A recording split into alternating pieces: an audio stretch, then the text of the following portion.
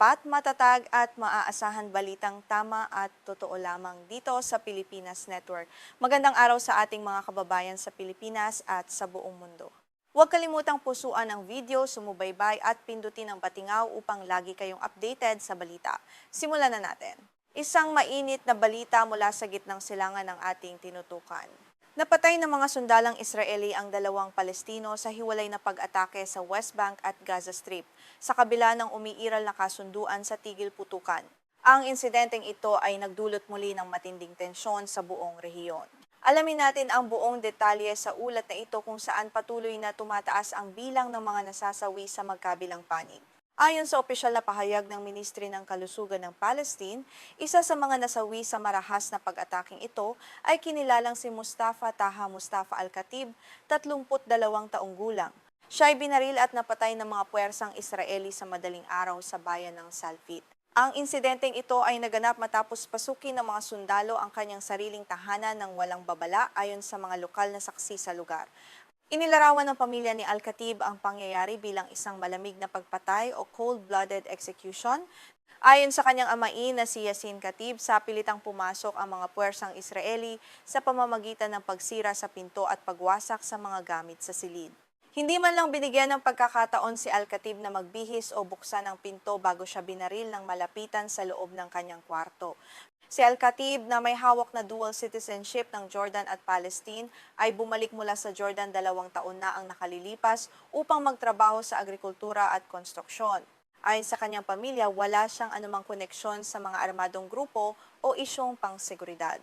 Nanirahan siya sa ari-ariang iyon ng 4 na taon ng tahimik bago ang trahedya na nagtapos sa kanyang buhay sa malupit na paraan. Bukod sa pagpatay, inihayag ng mga kamag-anak ng biktima na hinarangan ng mga tropang Israeli ang mga ambulansya at mediko.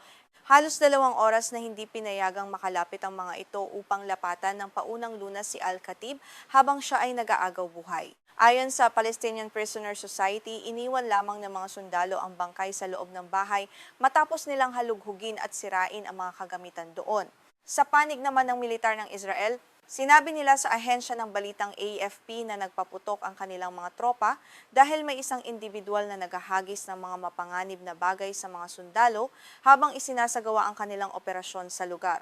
Gayunpaman, mariing itinanggi ito ng pamilya at mga saksi na nagsabing natutulog at walang kalaban-laban ang biktima ng pasukin ang kanyang tahanan ng walang dahilan.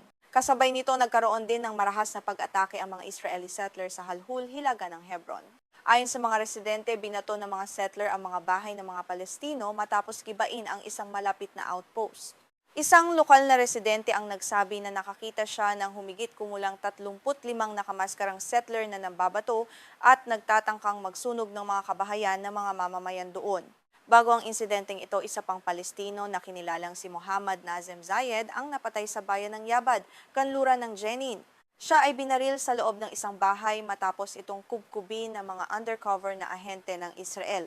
Ang sunod-sunod na pagpatay na ito ay nagpapakita ng tumitinding militarisasyon at marahas na kampanya ng Israel sa buong nasasakupang teritoryo ng West Bank na nagpapahirap sa mga sibilyan. Habang nagaganap ang gulo sa West Bank, hindi rin tumitigil ang mga pag-atake ng Israel sa Gaza Strip. Ito ay sa kabila ng kasunduan sa tigil putukan na nilagdaan noong Oktubre ng nakaraang taon. Ang sitwasyon sa Gaza ay nananatiling kritikal habang ang mga mamamayan ay patuloy na nabubuhay sa ilalim ng banta ng mga airstrike at operasyong militar ng Israel na nagpapatuloy pa ring araw-araw ng walang pakialam sa mga sibilyan. Sa hilagang bahagi ng Gaza, partikular sa Beit Lahia, isang Palestino ang napatay matapos magpaputok ng bala ang mga tropang Israeli sa lugar ng Al-Atatra. Ayon sa mga ulat mula sa Anadolu Agency, ang labi ng nasawing biktima ay agad na dinala sa Al-Shifa Medical Complex. Ang pag-ataking ito ay nagpapakita na walang ligtas na lugar para sa mga sibilyan sa loob ng kinubkob na teritoryo kahit pa may kasunduan sa kapayapaan. Bukod dito, isang hiwalay na drone strike ang tumama sa grupo ng mga naglalakad na sibilyan malapit sa Italian complex sa distrito ng Nasser sa Gaza City. 2 tao ang naiulat na nasugatan sa pag-ataking ito kung saan ang isa sa kanila ay kasalukuyang nasa kritikal na kondisyon. Ang paggamit ng mga drone laban sa mga sibilyan ay patuloy na kinokondena ng mga grupong nagtatanggol sa karapatang pantao sa buong mundo. Ayon sa Ministry ng Kalusugan ng Gaza, ang mga paglabag ng Israel sa tigil putukan na nagsimula noong ika-10 ng Oktubre 2025 ay nakapatay na ng mahigit 1,031 Palestino at nakasugat ng mahigit 3,300 na iba pa. Ang mga datos na ito ay nagpapakita ng kawalan ng respeto sa mga kasunduang pangkapayapaan na nilagdaan sa harap ng internasyonal na komunidad. Sa kabuuan, mula nang magsimula ang digmaan ng Israel noong Oktubre ng taong 2023, mahigit 73,000 Palestino na ang napatay sa Gaza.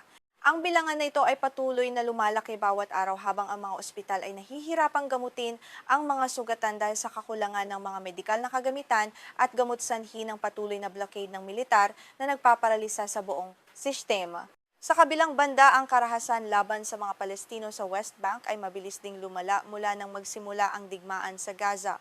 Ang mga operasyong militar ng Israel at ang mga pag-atake ng mga armadong settlers sa mga tahanan at ari-arian ng mga Palestino ay naging pang-araw-araw na realidad na nagdudulot ng takot at matinding pinsala sa kabuhayan ng mga lokal na komunidad na walang ibang matakbuhan para sa proteksyon. Sinabi ng Ministry ng Kalusugan ng Palestine na dahil sa pagkamatay ni Al-Khatib, umabot na sa 72 ang bilang ng mga Palestinong napatay sa West Bank mula pa lamang sa simula ng taong ito. Sa kabuuang bilang na ito, 17 ay mga bata, 5 ang kababaihan at 2 ang matatanda na nagpapatunay na kahit ang mga pinakamahihina sa lipunan ay hindi ligtas sa marahas na operasyon ng mga puwersang Israeli doon. Ang patuloy na pagdanak ng dugo sa parehong West Bank at Gaza ay nagpapakita ng lumalalang krisis sa makataong sining at karapatang pantao. Maraming bansa at pandaigdigang organisasyon ang muling nananawagan para sa agarang interbensyon upang maprotektahan ang mga sibilyan.